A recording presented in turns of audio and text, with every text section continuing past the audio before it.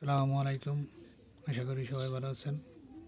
আজকে দেখাবো আমার মুরগিগুলো কিভাবে বসায় আর ডিমগুলো সব ফুটে বেরোয়। যেভাবে বসাবেন, এই যে মুরগি খুব ভালো, এই যে মুরগি, এই যে ডিম মাটির কাঁসা বলে, ঠিক আছে। এই যে ডিমগুলো,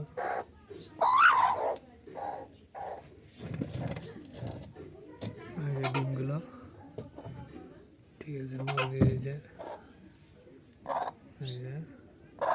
এভাবে বসাবেন, দেখবেন যে মুরগির ডিম একটাও নষ্ট হবে না।